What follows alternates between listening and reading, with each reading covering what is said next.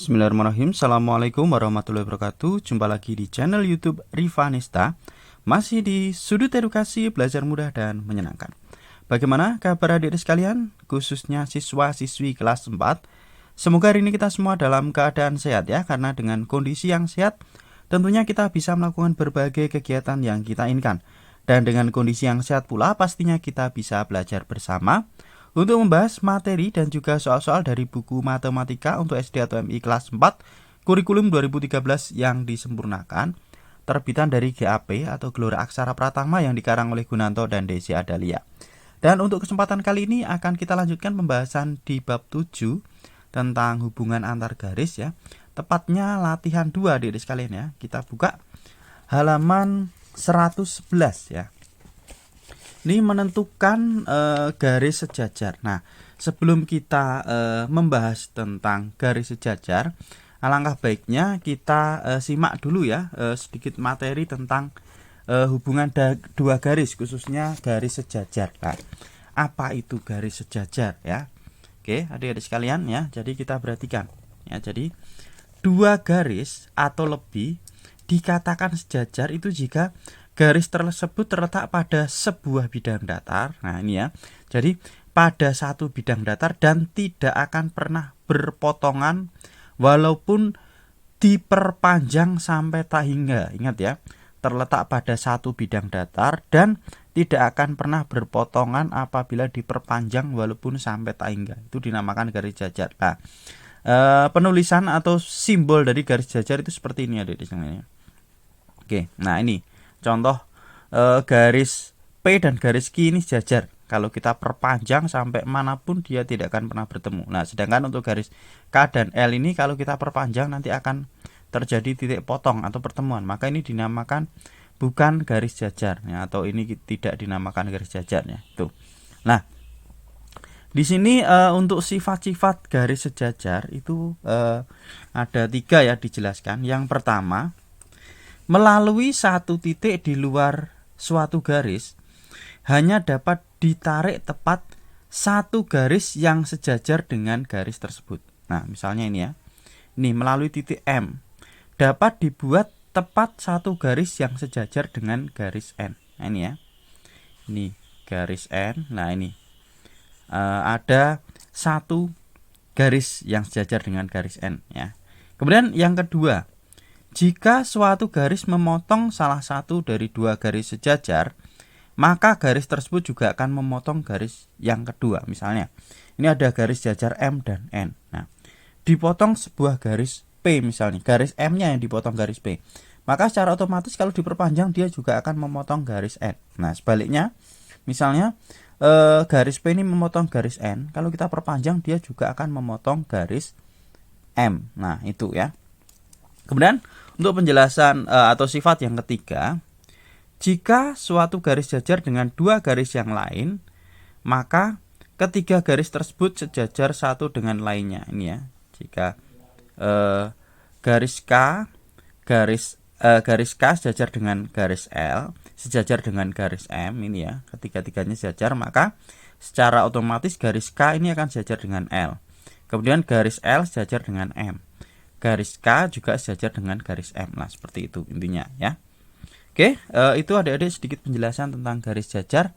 Langsung saja ya kita ke latihan 2. Ya, saya buka terlebih dahulu.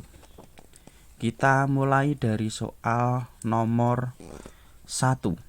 Berilah tanda centang pada garis yang sejajar ya. Ini kita lihat di sini ya, yang sejajar berarti yang A ini sejajar bukan? Sejajar ya, karena kalau kita perpanjang dia tidak akan pernah bertemu. Kita kasih tanda centang. Kemudian yang B apakah garis jajar? Bukan ya. Karena ini kalau kita perpanjang akan bertemu ya.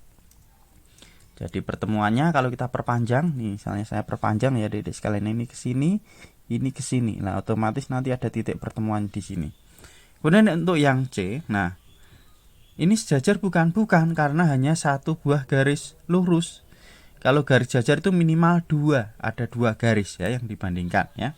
Kemudian yang D, nah ini garis jajar juga ya.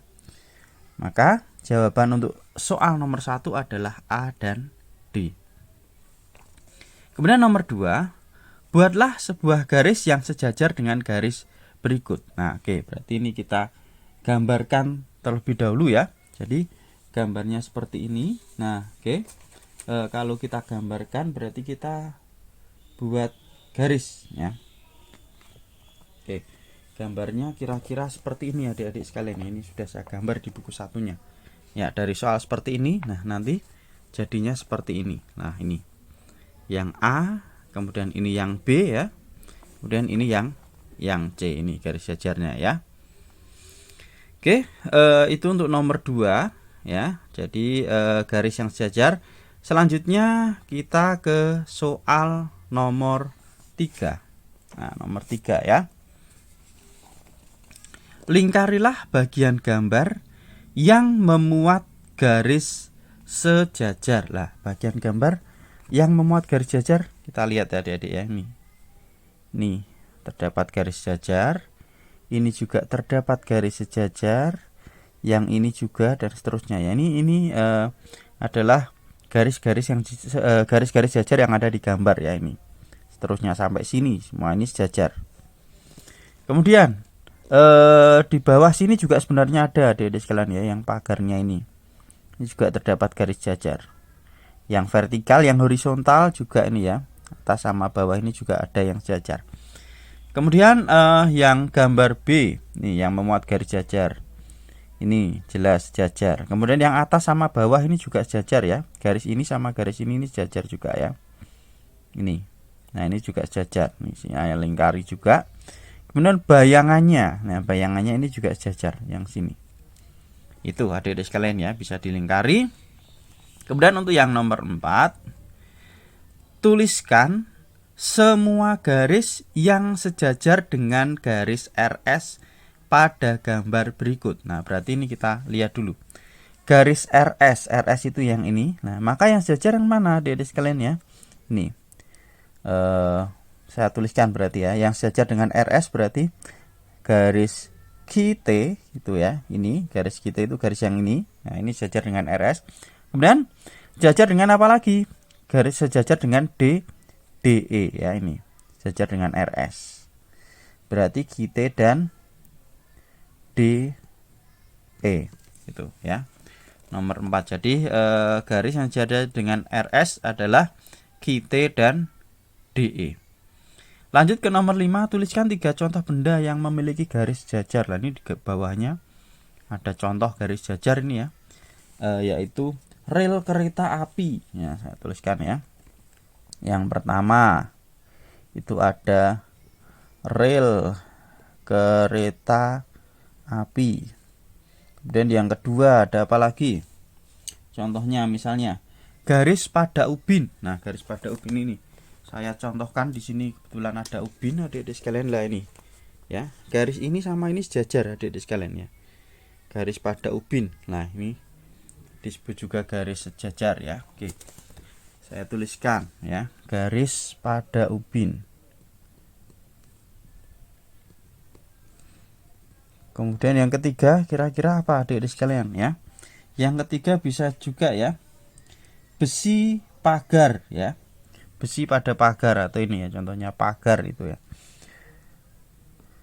Besi pagar yang saling sejajar ya. Besi pagar yang saling sejajar. Nah, ini ya adik-adik sekalian ya. Untuk nomor 5 ya. Jadi rel kereta api, garis pada ubin, besi pagar yang saling sejajar ya. Kemudian papan tulis itu juga punya garis jajar ya, atas sama bawah, kanan sama kiri ya. Banyak sekali. Nah, mungkin adik-adik sekalian bisa ngasih contoh yang lain ya. Misalnya meja ya, meja itu juga ada garis jajar ya, garis tepinya gitu ya.